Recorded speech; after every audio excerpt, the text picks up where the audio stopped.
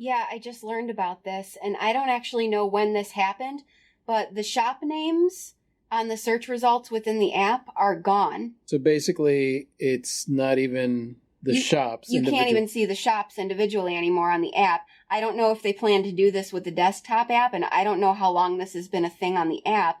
But what that says to me is that really they're not seeing us as individual shops anymore. They're more looking at us as just a commodity offered by Etsy. Ruffy's Rants.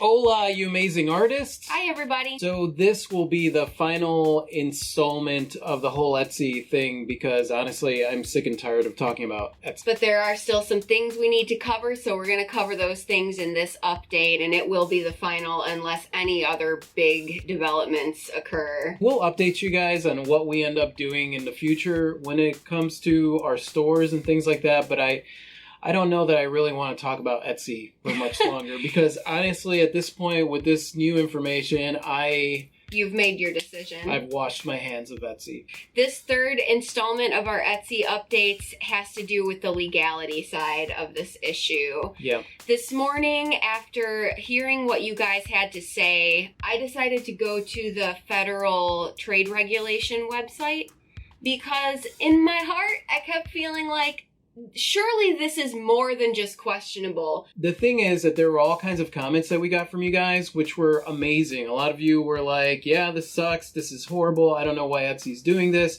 Some of you were like, well, just roll the prices in. No big deal. And I understand that, but there's something that just didn't feel right because that's not how I do business. I am not about deceiving people. As a general rule of thumb, if I have to tell myself, just blah, blah, blah, because it's not really a big deal, I have to look at my moral compass at that point. So I pulled up a document from the Electronic Code of Federal Regulations. Data is current as of July 11th, 2019. And I've highlighted the main points here that I want to share with you guys. And we'll also be making this document available if you want to read it for yourselves. Yeah, I'll be including the link in the description section below. Because the purchasing public continually searches for the best buy and regards the offer of free merchandise or service to be a special bargain, all such offers must be made with extreme care so as to avoid any possibility that consumers will be misled or deceived. When the purchaser is told that an article is free to him if another article is purchased,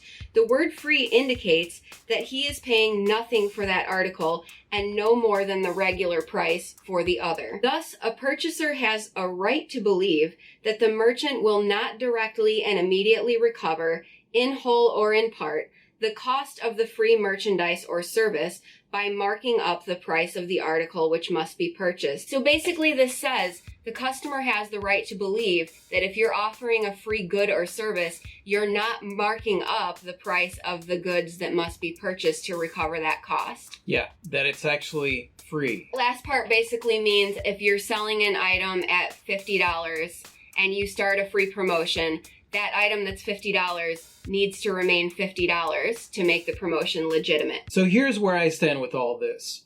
I no longer trust Etsy. One of the first things that they did was months ago, they sent out a survey and did beta testing on this whole free shipping thing and asked people questions. And at the bottom of each email was, you are not allowed to share or disclose any of this information to anyone because that is wrong. Now, I am not disclosing any information. I'm just saying that they sent out emails. They also did some beta testing. And in some of the beta testing, they offered the free shipping, but Etsy picked up the tab for the shipping. Yes, in their beta tests, it was legitimately free shipping because Etsy was covering it. And so people were happy with that. And a lot of their statistics that they are promoting out to people, to us sellers on Etsy, have to do with that. The second thing that I'm upset about is that in essence, Etsy is made up of a bunch of very smart people and a bunch of corporate lawyers that know how to get through loopholes. What's going on here is that they are suggesting that we, as business owners, offer the free shipping to jump onto that free shipping incentive.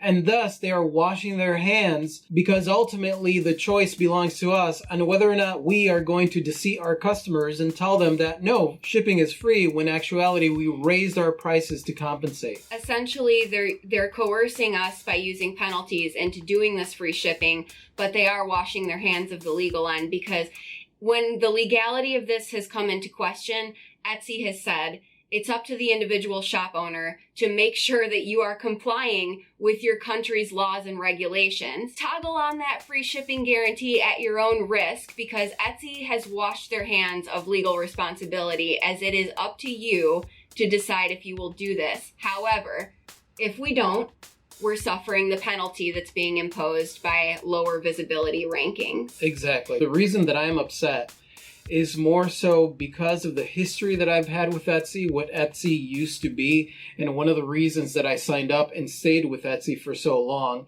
And this is bittersweet. This is really tough for me because I've had such a positive relationship with Etsy. I've recommended Etsy to so many people. And in the last 2 years, they have taken a shift and a turn in a much more corporate direction, which is not what the handmade Etsy business model was. I stayed with them due to our history, but it's almost like being in a bad relationship with somebody who is willing to lie to you. They are willing to do whatever it takes in order to achieve bigger bottom line numbers for their shareholders, when in actuality, it is the makers and the artists that made Etsy a reality to begin with. Exactly. And if all of us makers banded together and said that this is morally corrupt and we're not willing to do this, we could bring Etsy down, or at least make them rethink this decision. Now, if you watched our last video on the follow-up, I was like, just support Etsy or whatever, support the makers. I am still all about supporting the makers. I am not going to tell you what to do. You guys decide what to do. For some of you, this is no big deal. For others, this is a big deal. So it's all up to you to decide what you're going to do. So me personally, these are the decisions that I've made because of the relationship that I've had with Etsy, and essentially what I feel is a betrayal to us. Yeah, honestly, the more I think about this, my anger is not dissipating. I'm getting more and more upset. And the part of me that wants to believe in good and right, I keep hoping that tomorrow I'm going to hear that this was some kind of weird, cruel joke. So to move forward from here, I don't want to have this whole battle with Etsy. That's why this is the final video that I'm going to do on this subject, because it's just not worth it. I wash my hands of it. Hey, we have been in this relationship for a long time, but I feel that you've betrayed me. I am not going to trust you again. I am going to slowly pull my products off of Etsy because I want my products to be available while I make this move. I am going to open up a WooCommerce site on my website, which is completely under my control. It is my site. It is my policies. And then I'm going to do 2 separate Shopifys, one for Klee, one for myself, and I'm going to find a way to integrate these shops. Now, I have honestly never really relied on the promotions from Etsy. I have always brought my own business to my site, so I'm not going to suffer from this. But what I would suggest is, if you want to do the same thing where you're like, I no longer trust Etsy and I'm leaving, contact every single customer that you've ever sold anything to. Send them an email through Etsy and let them know, hey, I am moving my site to my own domain.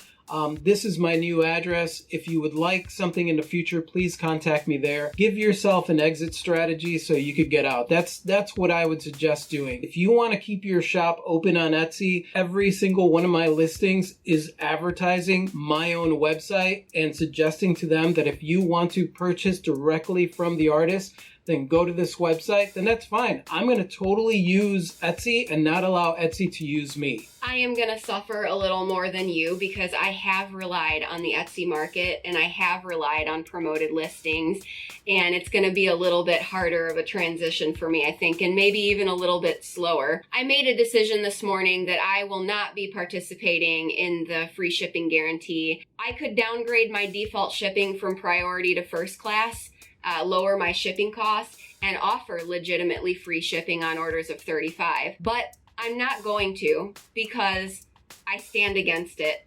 I stand against the whole thing. I don't want the unfair advantage over shops like Rothy. Continue to offer free shipping on my orders of 100 or more, and I'll make my transition, but I will not be participating in this thing that I feel overall is wrong. I already have some products where I eat the shipping because I decided to do so, not because I want to be part of this thing. I have not toggled that switch. I am not part of their whatever free shipping campaign that they're doing. I'm going to use Etsy as a marketing platform because they do have an audience, but if I sell something through Etsy, then fine.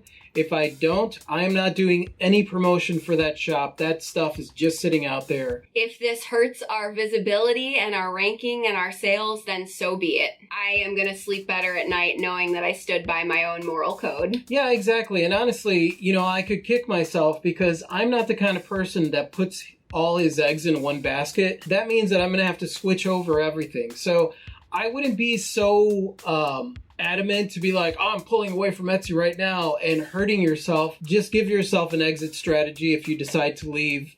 That's the only thing I say. And give yourself time to leave and do it right. Do it the way that you want to do it. Yeah, and this could be a potentially awesome new thing for us. It's that push we needed to explore these avenues.